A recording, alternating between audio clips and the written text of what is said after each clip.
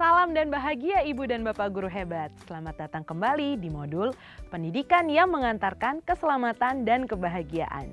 Kali ini kita akan mengulas materi tentang peran alam keluarga, alam perguruan, dan alam pergerakan pemuda atau masyarakat dalam pendidikan. Agar kita dapat memahami peran ketiga alam tersebut dan mengimplementasikannya dalam pembelajaran. Momen menjalani pendidikan di lembaga sekolah merupakan momen yang dinanti-nantikan bagi sebagian orang tua untuk memenuhi kebutuhan belajar anaknya. Ada orang tua yang benar-benar menyerahkan segala urusan didik-mendidik murid kepada guru dan sekolah sebagai satu-satunya wadah karena kesibukannya bekerja. Tetapi ada juga orang tua yang ikut proaktif mendampingi tumbuh kembang anaknya dengan berkolaborasi dengan guru dan sekolahnya agar apa yang diberikan guru di sekolah selaras dengan apa yang dilatihkan di rumah. Tidak jarang orang tua menganggap guru sebagai faktor utama keberhasilan belajar murid. Sehingga guru dianggap berhak melakukan apapun kepada murid asalkan murid berhasil dididik dalam belajarnya.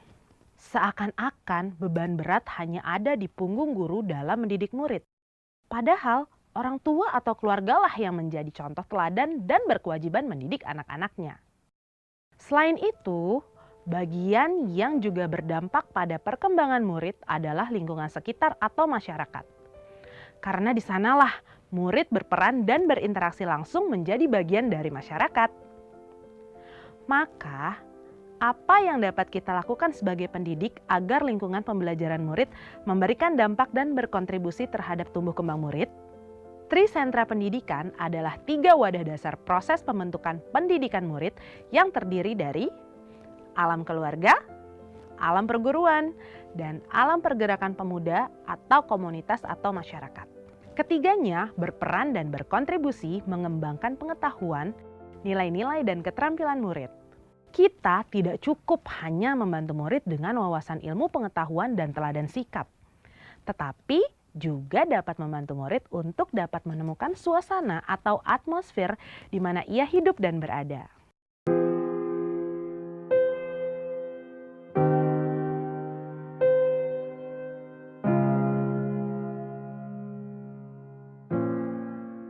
Guru bersama orang tua membantu murid untuk menemukan dan memiliki budi pekerti luhur yang siap digunakan dalam mengembangkan rasa sosial murid di lingkungan di mana ia berada.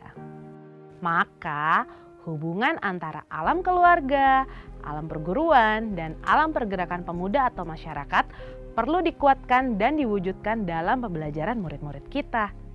Sekarang, mari kita bahas satu persatu wadah dasar proses pendidikan tersebut. Pertama, yaitu alam keluarga.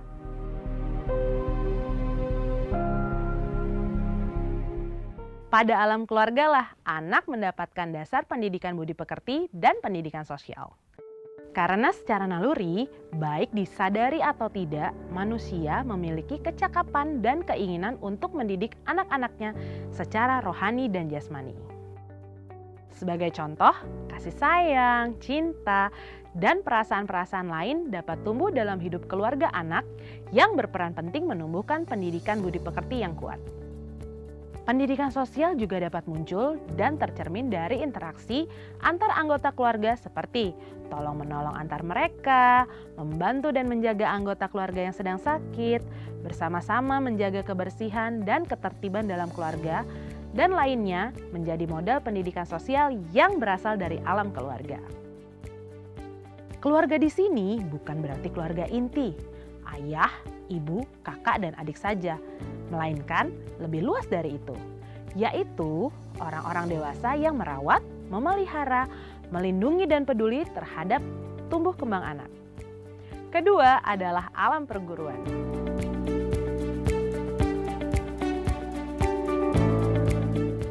Alam perguruan ini meliputi semua jenis dan bentuk satuan pendidikan yang berperan dalam mengembangkan kecakapan berpikir murid. Ki Hajar Dewantara menyebutnya dengan balai wiyata. Disinilah kecakapan murid dapat terus diasah melalui pendidikan intelektual. Akan tetapi, Ki Hajar juga mengingatkan kita bahwa semakin cakap kemampuan berpikir dan luasnya pengetahuan, semakin kuat pula ego dan budi keduniawian atau materialisme. Akibatnya dapat menghasilkan jiwa antisosial murid. Oleh karena itu, alam perguruan sebisa mungkin dapat selaras dan berkesinambungan dengan hidup alam keluarga dan tidak boleh terpisah. Agar murid mendapatkan kecerdasan kecakapan berpikir dan juga kecakapan sosial emosional.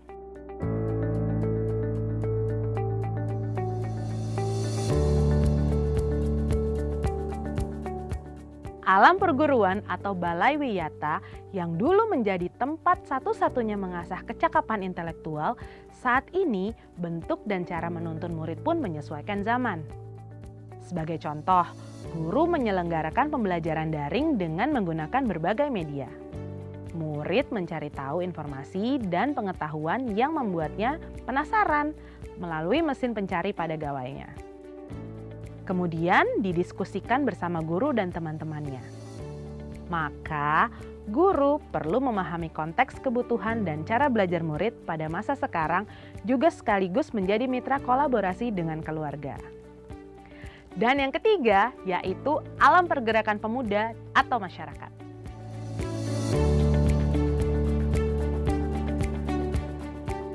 Alam pergerakan pemuda atau masyarakat inilah sebagai penguat pendidikan, baik itu untuk kecerdasan budi pekerti dan sosial emosional murid. Masyarakat merupakan lingkungan pembelajaran murid atau dapat dikatakan sebagai laboratorium pendidikan murid, menumbuh kembangkan apa yang telah ia dapat di keluarga dan perguruan. Di masyarakat pula, murid membangun koneksinya dengan lingkungan dan alam sekitar di mana ia berada untuk mengetahui siapa dirinya dan perannya di dalam masyarakat. Sama dengan apa yang terjadi pada alam perguruan, majunya teknologi, terhubungnya setiap warga negara dengan warga negara lain melalui jaringan internet, membuat kita berpikir kembali tentang definisi alam masyarakat yang semakin meluas. Tidak hanya berada di lingkungan sekitar, tetapi juga meluas bagian dari dunia yang tanpa sekat.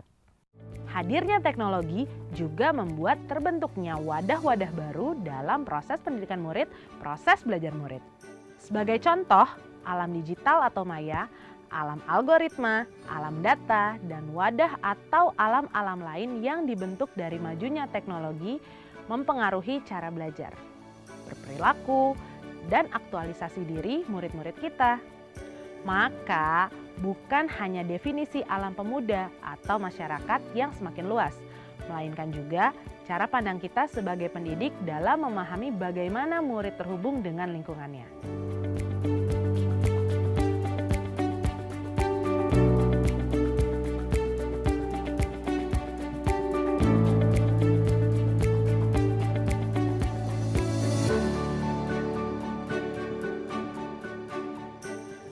Sebagai contoh, keluarga menanamkan nilai kemandirian pada anak sejak dini, artinya sedapat mungkin anak diberi kepercayaan untuk dapat mengeksplorasi dan mengerjakan banyak hal secara mandiri. Selain itu, keluarga juga menanamkan prinsip-prinsip kolaborasi, keterbukaan, dan dialog. Orang tua atau keluarga dapat membantu anak untuk mencari sumber-sumber pembelajaran yang sesuai dengan tingkat perkembangan anak. Apabila kemudian menemui kesulitan, maka orang tua bisa mengajak anak untuk mendiskusikannya bersama guru di sekolah. Apabila kemudian pengetahuan dan pengalaman guru di sekolah belum sepenuhnya sesuai dengan kebutuhan belajar anak, maka bisa bersama-sama bertanya atau mencari narasumber lain yang ada di sekitar. Guru dan murid dapat belajar bersama menggunakan mesin pencari dan sarana lain yang ada di luar sana yang bisa membantu memfasilitasi kebutuhan belajar anak. Ibu dan Bapak Guru, mari kita refleksikan bersama. Apakah kita sudah memahami peran keluarga, perguruan, dan masyarakat dan menerapkannya dalam pembelajaran yang kita rencanakan? Lalu, apa yang dapat kita lakukan untuk dapat mempraktikkan peran-peran tersebut dalam proses pembelajaran untuk murid-murid kita? Selamat belajar Ibu dan Bapak Guru hebat. Salam dan bahagia.